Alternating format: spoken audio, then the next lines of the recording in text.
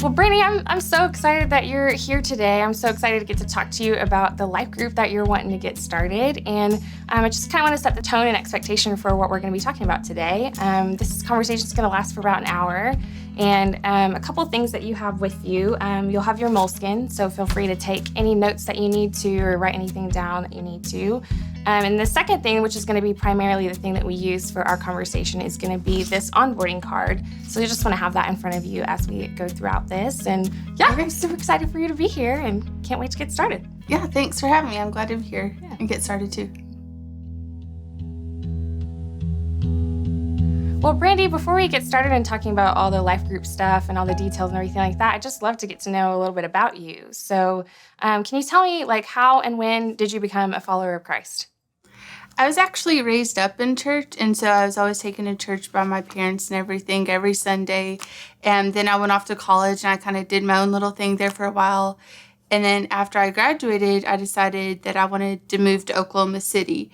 And so that was a really hard time for me, and I started to experience things as an adult and realize just how much and how important that foundation of Christ in my life truly was. Yeah. And so gradually, month by month and experience by experience, I realized just how important and how crucial the falling back on God and trusting Him in my life was, and just going back to those roots that I was raised with.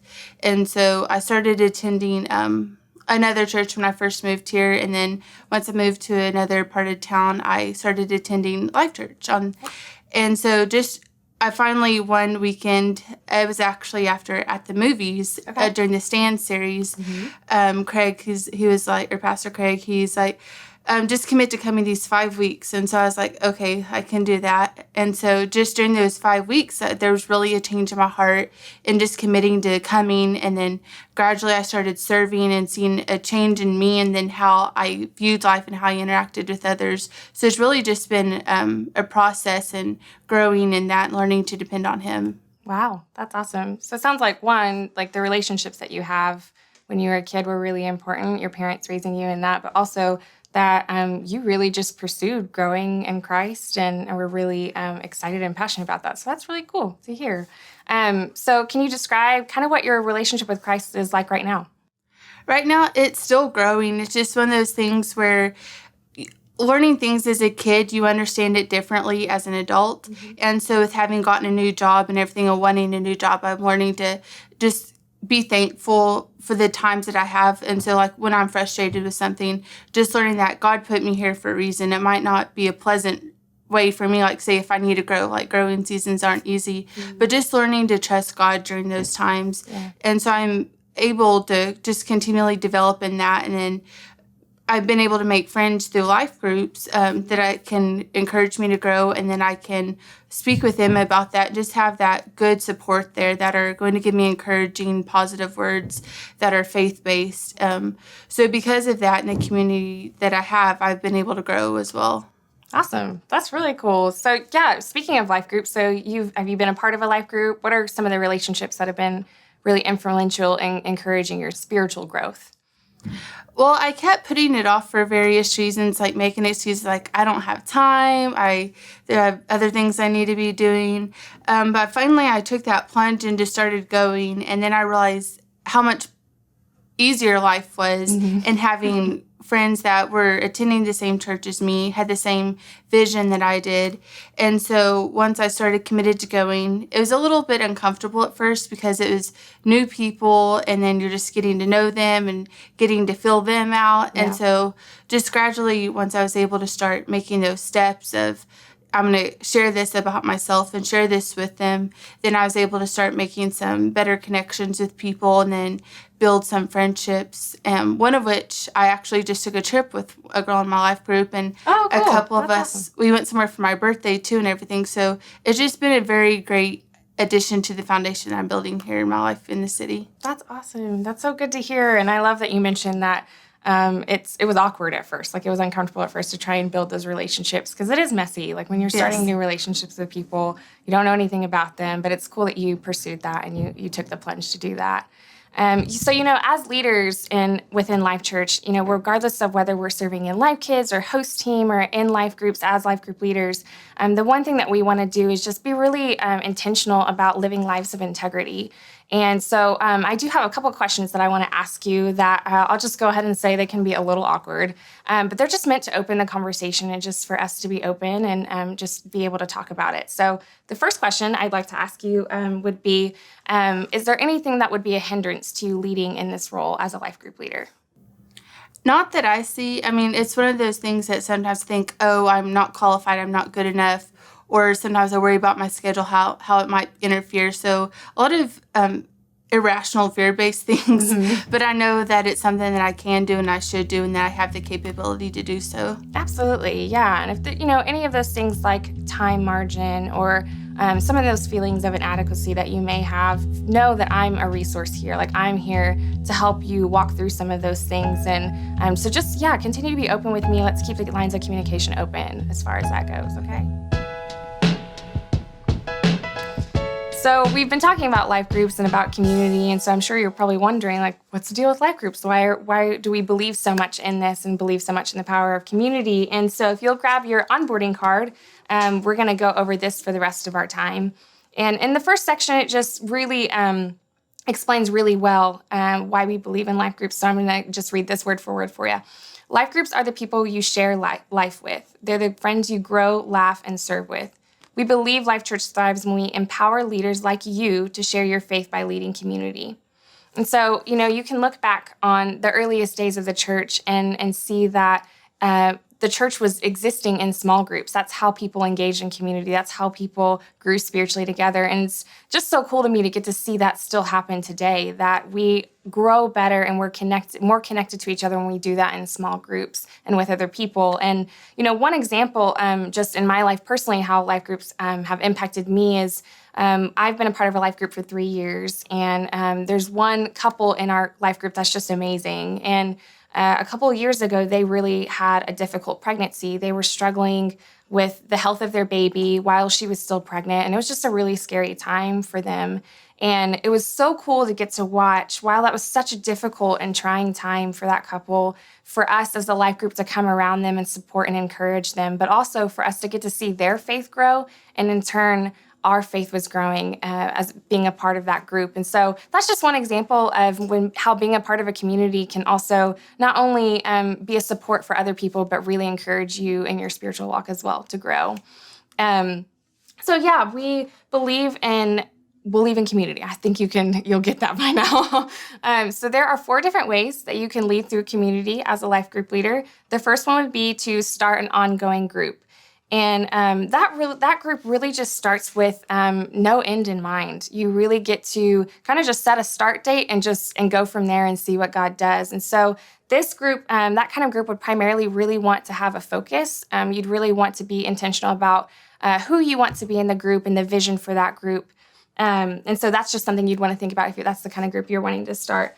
The second one would be starting a short-term life group. So this could be a group that usually has a start and end date in mind, and it also really can go about several different avenues. So it can be going around a Bible study or a specific series, like we've had Stay Positive discussion groups and Twisted discussion groups, and those are really been focused around community, around specific messages, and anything like that. So that would be a short-term life group. It just has a start and end date in mind usually. Forming a life group from existing relationships, sometimes we are already in community, but we don't necessarily define it that way. We just we're doing life with other people. And so recognizing that there are some times where we just want to bring those people together and we really want to engage in a community and grow spiritually together with those people. Or it is about going and identifying people from your work or from your family or from your friend groups to get them together to have a time of community.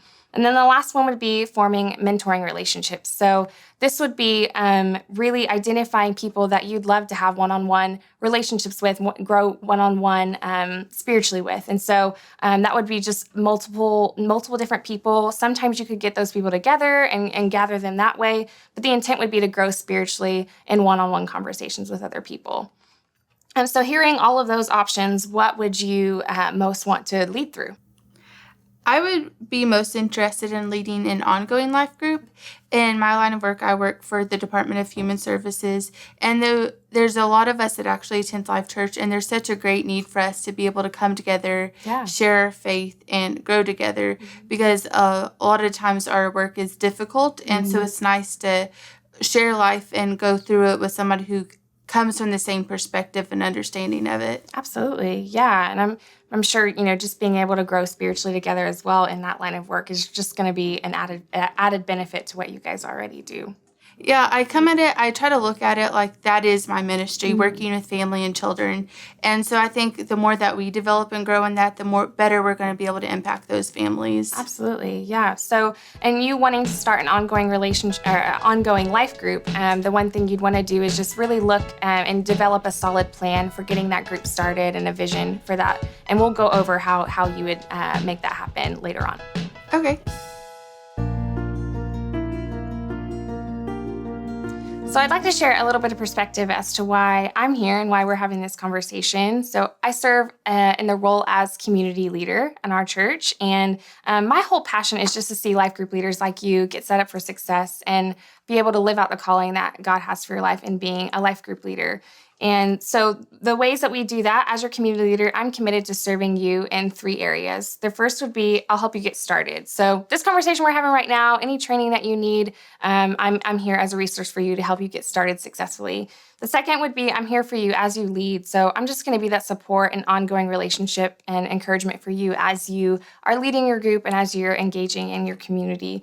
And the last is I'll challenge you to own your growth. Like, you are a person that is just highly driven and you are excited about development opportunities. So I'm not sure I'm going to have to challenge you much in order to do that. But that'll just be another area that I'm going to be a resource for you, is to challenge you to own your growth. Okay. So Brandy, if you'll flip over your onboarding card and you'll go to the back of it. We'll go over this S.H.A.R.E model real quick, and this is just going to help get you set up for success in starting your life group. The first one's going to be step into the game. We believe that leaders learn best when they're in the game. So it's okay if you don't have everything lined out perfectly. Just jump in and let's see what God's going to do through that. So don't be afraid to do that.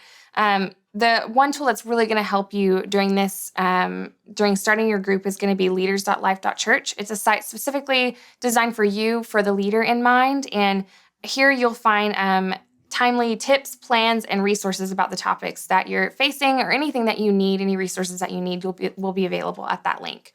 The second thing is also you're going to find development tools there. So you love development. I know we've already had that conversation. So this will be a great way for you to find some tools for you to develop in as a leader there as well. The second would be have a plan. Starting a life group or beginning to mentor will present challenges along the way. So it's always, always good to have a plan.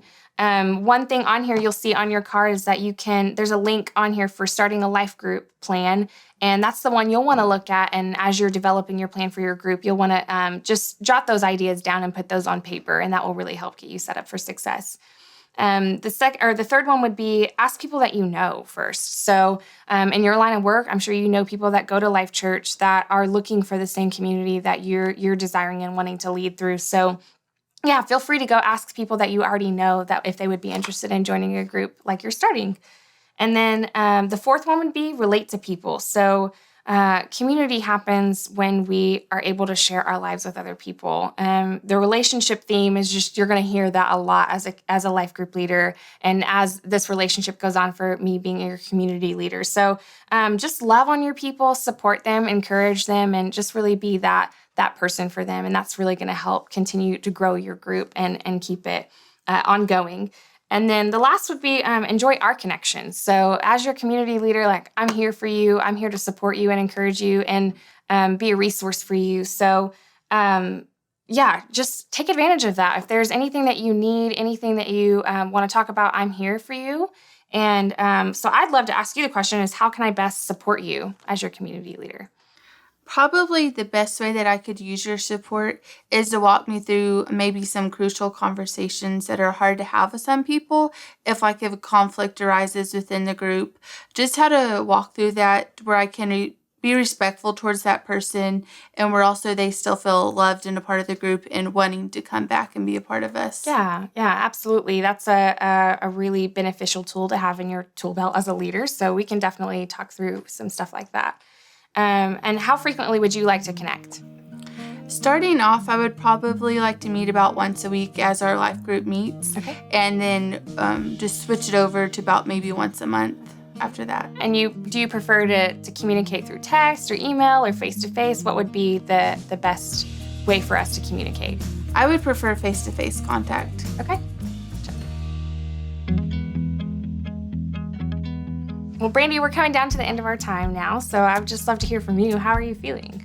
I'm just really excited to start telling the people that I know that I work with that we're going to start this so that we can start growing together. Yeah, absolutely. And I'm really looking forward to see this community start on our campus. So how about we do this? How about we touch base in about a week and go over your life group plan? And then from there, we'll get your group going. And I'm just so excited for you. And just know that I'm going to be praying for you as you step into this new leadership on our campus. Thank you. I appreciate that. Yeah.